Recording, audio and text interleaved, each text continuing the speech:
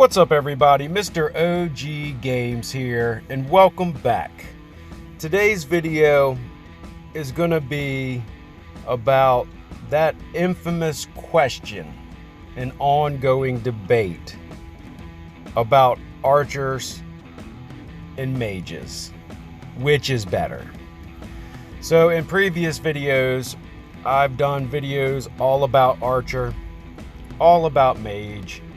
And well, this video is going to be touching on both together, combining them side by side to see which ultimately is the better back row troop. Now, a lot of information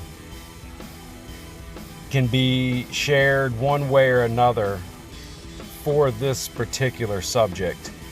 There's no right or wrong answer, so to speak. So I want to keep it simple. I want to keep and talk about the basics of both archer and mage together, and as a single unit, not paired with infantry or calves, not in any particular situation like attack or defense, SOS, because branching off like that, it's like going down the rabbit hole, and coming out of that rabbit hole would be very, very difficult and confusing. So to make this video as clean as possible as far as determining which one, archer or mage, would be your better choice. It's going to be geared basically for all players. It's going to be geared towards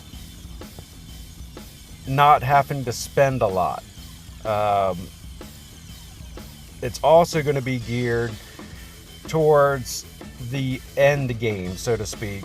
I'll be using the troop type 11 and a little bit of 10. And also, when it comes to gear, I'll be using level 30 gear, because that's where a majority of the people find themselves in for the longest period of time. Obviously, level 35 gear is your end game gear at this point in time in the game, but we're going to use level 30 gear. So to start things off, we'll go right and take a look at them. As you know, and we'll start with archers, the T11 archer gives you a 25% bonus damage against mages. The T11 archer gives you a 30% bonus damage against infantry. Both very good stats. The T11 archer gives you 30% bonus damage against cavalry, and the T10 gives you a 15% bonus to all soldiers during city defense. Also a good stat, but as far as these two base stats are concerned, I think overwhelmingly the archer does have better base bonus damage stats. Now, to do a breakdown of the battle power and the HP, the attack, I want it to basically go through each.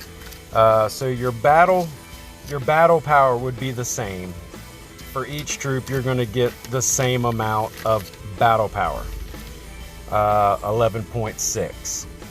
Now, when it comes to HPs, the archer does have the advantage at 1.1000 versus the mage at 895, giving the archer the advantage of 205.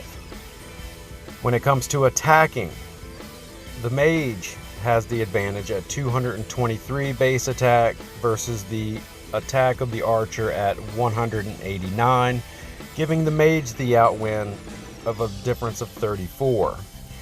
Defense goes back to the archer at 56, where the mage is at 47, the difference of 9. Range, something, well, they're both back row troops. The range for the archer is at 4, the range for the mage is at 4.5. There is a difference. There is a difference. If you ever look at your formation, just attacking a monster, for instance, your mage will sit back ever so slightly in formation than any other troop except your beast. That will play a key part in a lot of things going forward as well. Won't touch in that on this video because that's one of those, once we go down that rabbit hole, finding our way back to this video may be very difficult. As far as speed, the archer does have the benefit of 1 being at an 8 versus the mage at 7. That's going to give you just that little bit of speed in march. As far as load, for bringing back resources, the archer is at 13 and the mage is at 8, which a difference of 5 is pretty big as well. So when you're attacking, you're plundering, they're going to bring back more resources than the actual mage. Now, is that important? It can be, depending on what you're trying to accomplish. But as far as on the battlefield, no, it has no importance whatsoever. So, based upon sheer base stats, your mage does have more attacking power. It sits back further in the formation. Overall attack is better. The archer, overall, it's got more HPs. So it's going to be out there longer. It's not going to hit as hard, but it's going to be out there longer, and I think that would make that more of your defensive troop for the back. Now, with the gear, these two, and we're going to go over gear in just a second, I think they're fully separated just that much more, because the gear favors the mage. So I'll start with the gear for your archer. And the archer gear, and like I said, we're going to go all for level 30. I'm not going to go through all the gear on the screen here. I'm going to give you more so a breakdown. And mind you, this is all at 30, and these are going to be all at purple stats. Orange, like I said, that's an end game, but it's very difficult to achieve across the board. So 30 purple is more of a achievable item.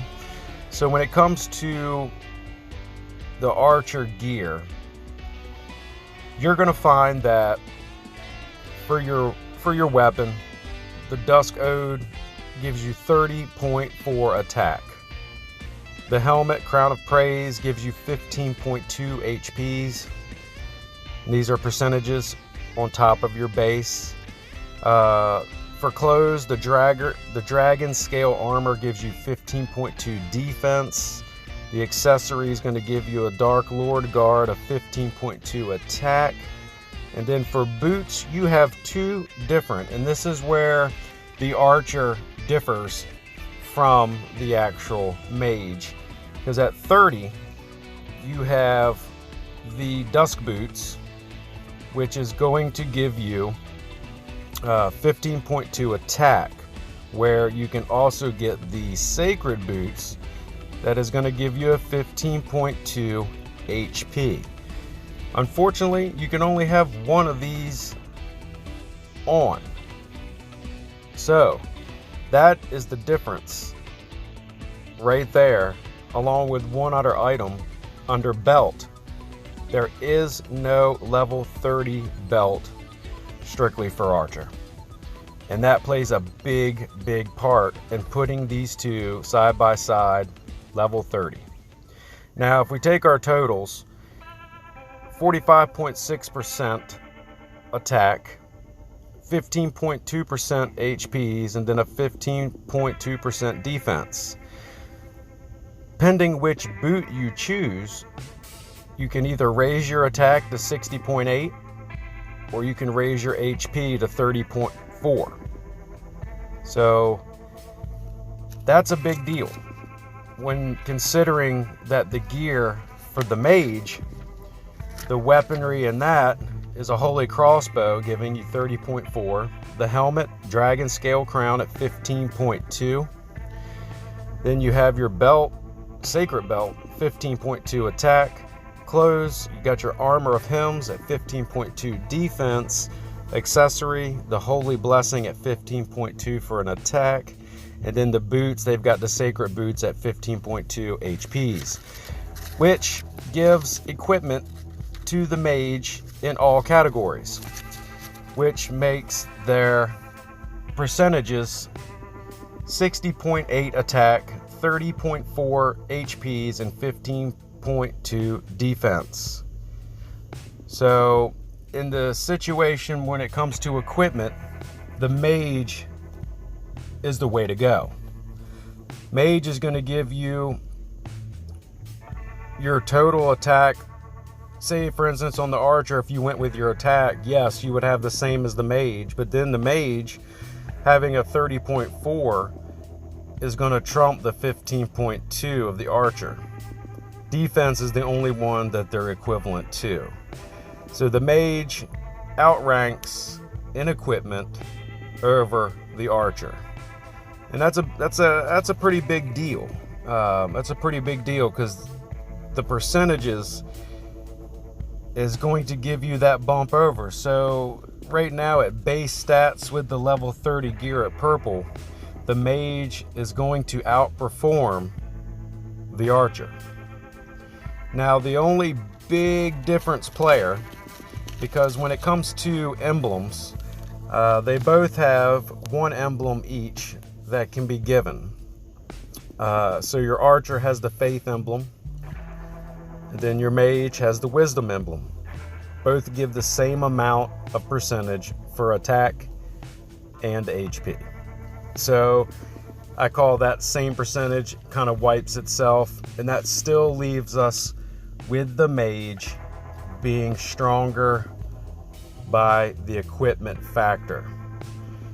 Now, when you take that equipment factor, being that the mage is stronger, the T11 archer at 25% damage against mages is still not going to give you what you need to beat the mage.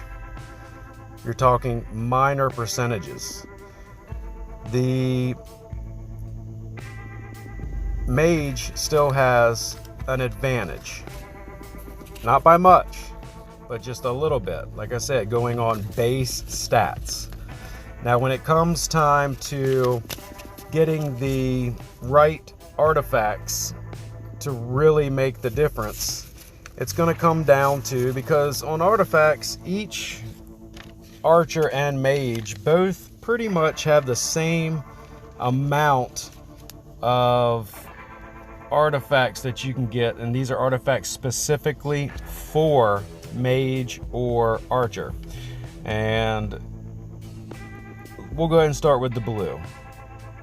The blue, the Chukunu for the archer is going to give you an attack, HP, and damage, just like for the mage, the Muramasa gives you the same identical attack, HP, and damage at the same intervals, the same star levels. Okay, both of those are easily achievable. Okay, the same thing for the archer. The Lubu's halberd gives you just an attack at star 3. The same thing as the Aspis for the mage gives you the gives you the attack at star 3. So both of those easily attainable. Where the difference comes in artifacts, and something that is going to help, in my opinion, favor the mages, is that there's one artifact that is going to give you the advantage being a mage over the archer, and that's the magic lamp. So we'll start back here first. The Durendal for the archer gives you attack and HP at stars 2 and 3. The Katana for the mage, attack at 2nd star, HP at 3rd star. They're both equal. They pretty much cancel out. Where the difference lies in the purple gear is that the feather dress, okay, for the archer, and as you can see, I don't have that yet, because that is, for some reason, the luck of the draw has been very difficult for me. Gives you the archer HP at 4 stars, where the magic lamp, much more attainable for me, is going to give the mage the HP at the 2nd star, not to mention the angel HP. So I give the advantage on the purple, hands down, to the mage. So right now it looks like off your base stats with your gear, mage is outweighing in battle. If it wasn't for the buffs given, that 25% bonus damage against mages that the archer gets at T11, it would be mage hands down 100%. With that in effect, that kind of brought it even from the get-go until you get moving in the artifacts, and then with the gear added, that kept it close. But the player's going to excel when it comes to the artifacts. The orange artifacts, as we all know, are the hardest artifacts to get. As you can see, I've only got one, which is sort of a give me, and then I've got the rest that I have nowhere even close of getting to. So, in my opinion, the gear in orange is going to go kind of at a tie. Apollo's bow for the archer is going to give you attack at the 2nd star, where the where is it at? The holy robe is going to give you HP for the mage at the 2nd star. Okay, so the archer has a chance for a comeback with Apollo's bow, just to kind of get that attack back against overall, to outpower a mage. Not one-on-one, head-to-head. I'm talking about stats. They have the ability to kind of get the stat back up.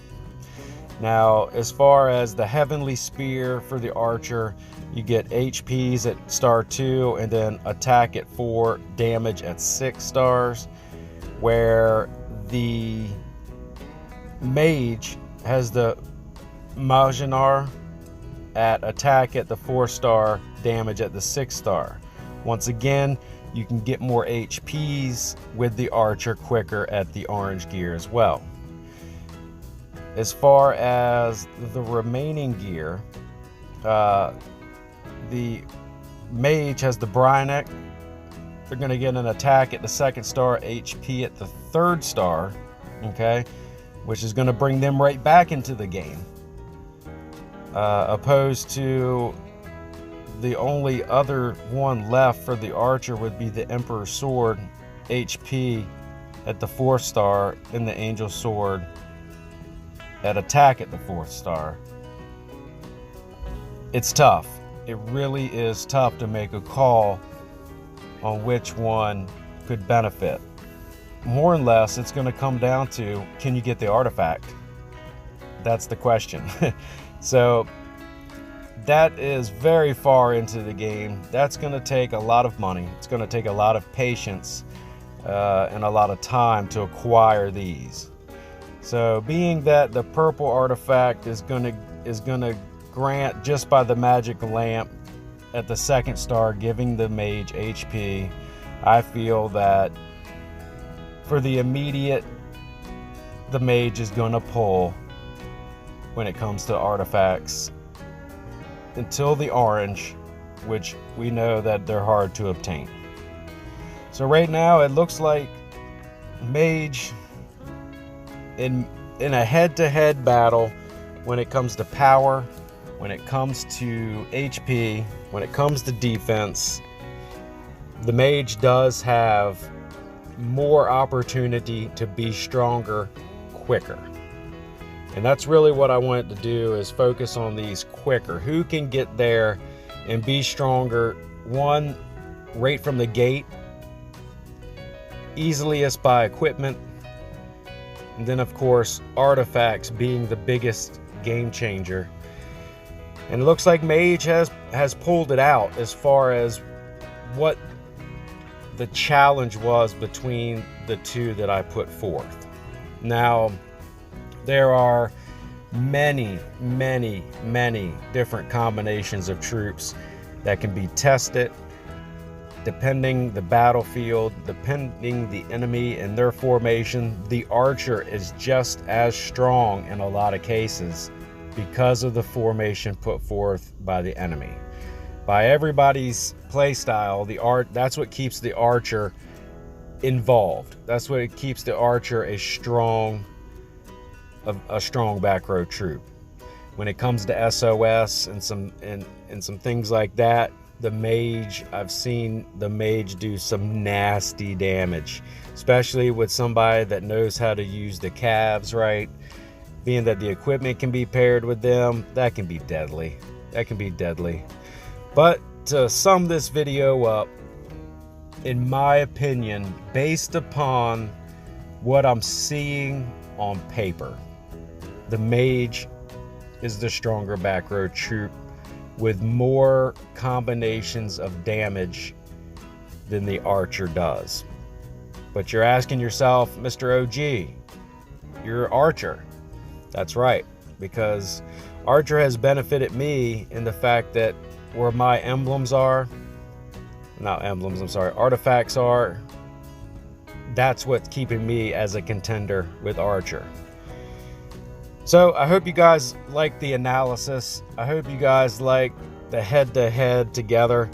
I will be doing some follow-ups on taking this information and putting it into scenarios as far as defense attacks, regular straight solo attacks, SOS attacks, group attacks, to see really what the true ultimate back row soldier is, regardless of what they look like on paper, but how they perform in the battlefield against the majority of the community setups. So I'll be doing that one here very shortly as well. That one was going to take a little more time to gather the information needed, because there's so many different options. We'll also be looking at calves as well in the future. I think that they deserve some time to be talked about, because they can be very strong in the game at T11, and especially with the right artifacts. Mystic, it's going to play a big factor. I didn't really mention Mystic when it came to the Archer and Mage, because right now they both have one to kind of start from. As far as skills, the Mage would get the benefit though, because it has a higher damage to the enemy each attack, and it's not focused on one particular troop like the Archer is, strictly to Mage. So once again, the Mage does have a better starting point with the Mystic as well. But I won't ramble on. I appreciate you guys sticking through this video, and more to come on Archer and Mages. It's been one of those that have been talked about for so long, and I just wanted to share my opinion. As far as polling is concerned, I polled the OG Nation and the Alliance, and it looked like about 3/4 of the players feel that the Mages are the stronger back row troop. So consensus says Mage wins. We shall see in the next video, when we talk about the same subject and on the battlefield, what actually takes place.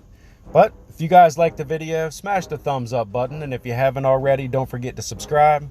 And until next time, y'all keep gaming, and I'll see you in the next one.